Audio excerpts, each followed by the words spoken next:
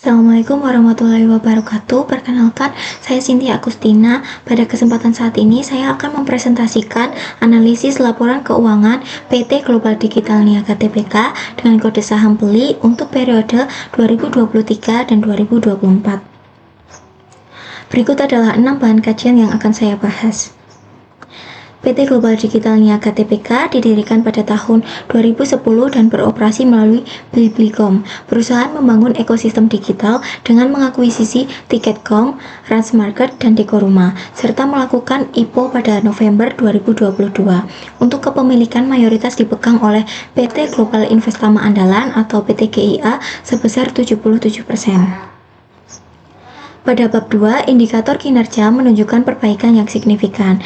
NOPAT membaik 34,1%. Kerugian operasional turun dari negatif 2,80 triliun menjadi negatif 1,84 triliun, mencerminkan efisiensi yang mulai berjalan.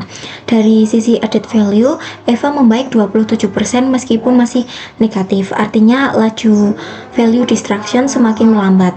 Sedangkan untuk MVA tetap positif di 49,40 triliun, menunjukkan pasar masih mengapresiasi nilai perusahaan di atas modal yang disetor. Selanjutnya untuk profitabilitas dan manajemen aset, seluruh rasio profitabilitas membaik secara konsisten. BEP dari minus 26,64% menjadi minus 16,28%. ROE dari minus 40,18% menjadi minus 28,67%, dan OPM dari minus 24,36% menjadi minus 14,13%. Ini menunjukkan arah perbaikannya yang sangat jelas. Untuk fixed asset turnover meningkat dari 8,70 menjadi 10,31 kali. Namun receivable turnover menurun, maka perusahaan perlu mengevaluasi kebijakan kredit untuk kedepannya. Untuk likuiditas perusahaan dalam kondisi sehat, current ratio 1,49 dan quick ratio 1,12 menunjukkan perusahaan mampu memenuhi kewajiban jangka pendek dengan baik. Sedangkan PB ratio turun dari 7,42 menjadi 6,03, menunjukkan saham relatif lebih terjangkau, namun pasar masih memberi premi atas nilai buku. Selanjutnya, pada bab 3 ini beta meningkat menjadi 1,34. Saham beli semakin volatil dari pasar. WACC naik ke 12,45%, terdiri dari kontribusi ekuitas 8,77% dan utang 3,68%. Yang menjadi catatan, meskipun ROIC masih negatif di minus 33,8%, spread ROIC terhadap WACC membaik dari minus 67,13% menjadi minus 46,25%. Ini laju value destruction melambat secara bermakna.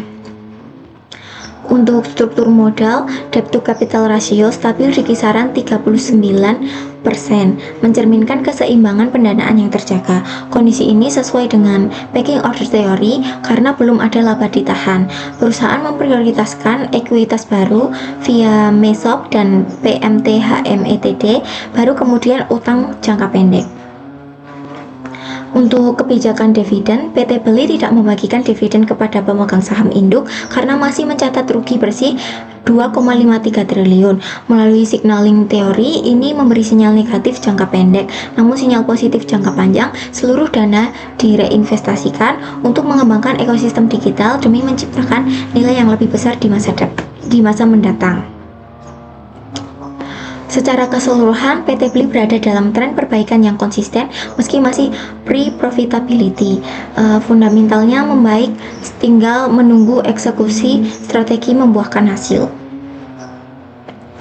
Untuk saran strategis terdapat 7 rekomendasi utama, yaitu percepat integrasi Dekoruma ke ekosistem Blibli, tekan beban penjualan dan administrasi, evaluasi kebijakan kredit untuk piutang, jaga akses fasilitas kredit darurat, perkuat komunikasi nilai reinvestasi ke investor, pastikan setiap investasi baru berpotensi ROIC di atas WACC 12,45%, dan optimalkan MESOP serta PMTHMETD untuk memperkuat ekuitas. Demikian presentasi yang dapat saya sampaikan. Semoga analisis ini bermanfaat. Terima kasih.